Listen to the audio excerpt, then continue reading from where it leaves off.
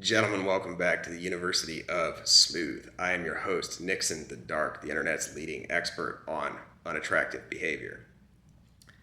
Back today with another in our Dark Triad series, rounding it out, psychopathy. What is a psychopath? For our purposes, a psychopath is a person, we will presume a man, who lacks empathy, remorse, inhibitions, and fear. These make him highly desirable to women. What gives?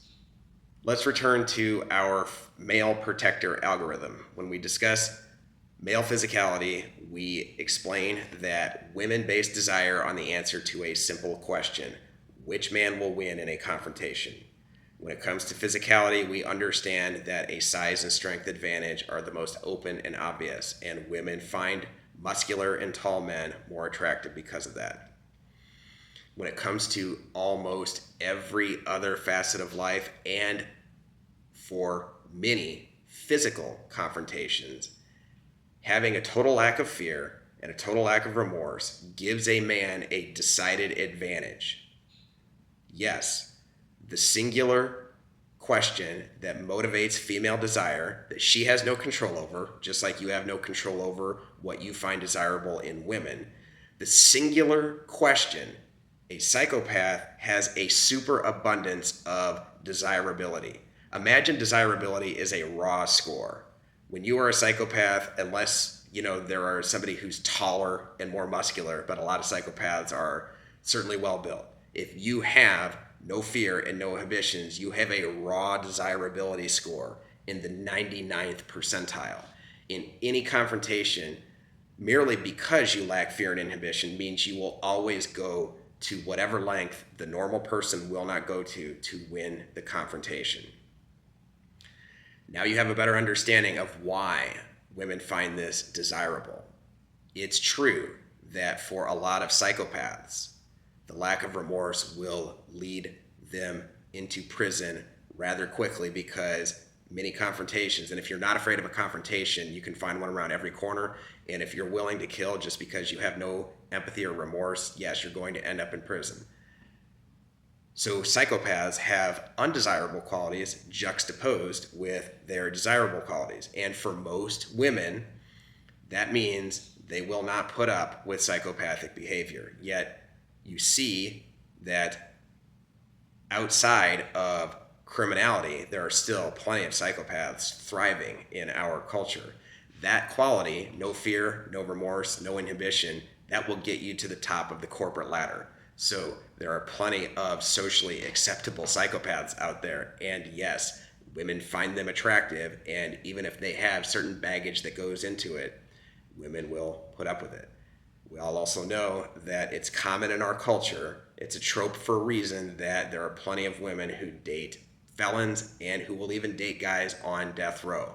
They find that desirability so powerful, it's practically a narcotic, and any risk, even if it's a risk to their own safety, is worth it to have access to that kind of male desirability. If you have the impulse to judge women for finding these traits attractive, consider the last time you may have been involved with or interested in pursuing a crazy girl. There are plenty of them. Everybody's had a version of it.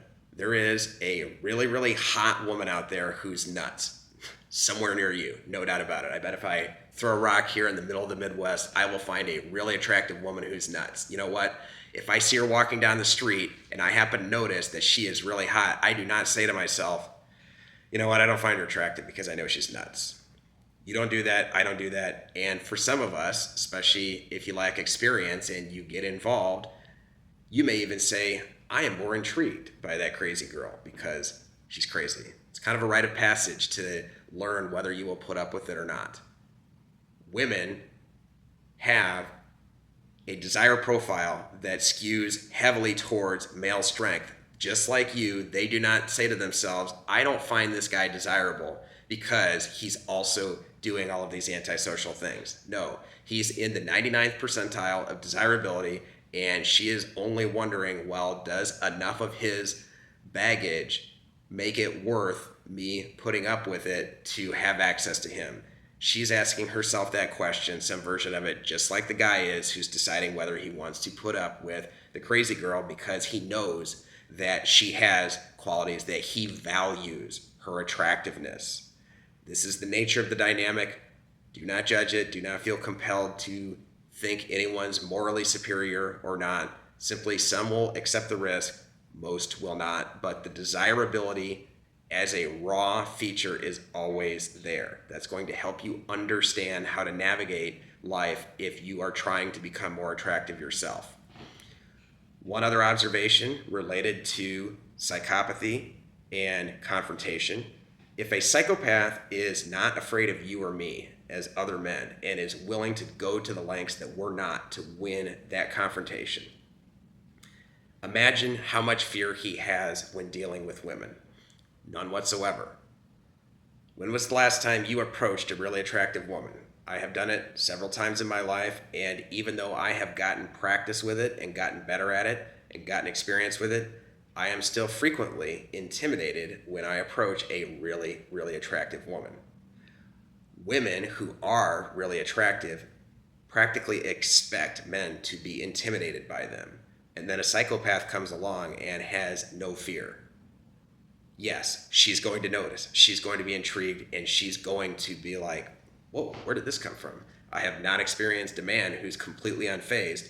Yes, he has confidence, he lacks fear, and he has a highly rated desirability score. This is how this works. This is the dynamic.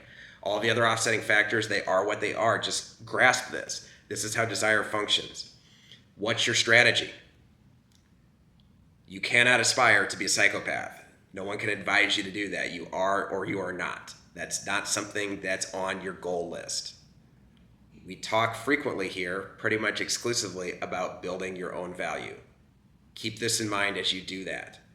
If you build your value physically, and if you build your value socially, that is, you go out, you have interactions, you deal with other people, you get as much social experience as you can, refine your people skills, and yes, build muscle. If you do these things, and by the way, any other area where you can build value in life, but especially the physical and the social, the more you do both of these, the less fearful you will be. You will be able to encounter other human beings with confidence and ease that other more timid men are not able to summon. That will be highly desirable for most women, the vast majority of women, even though there are always going to be a few that would rather take that narcotic hit once a month at the prison visit center instead of dealing with some average nice guy with a good job who's a complete doormat. So build your own value. You will be more confident, less fearful, and that will be well ahead of most other men and be absolutely satisfactory for women that you are approaching and are interested in and would like to be involved with. Thanks for listening. Like, subscribe, and follow You Smooth for more content.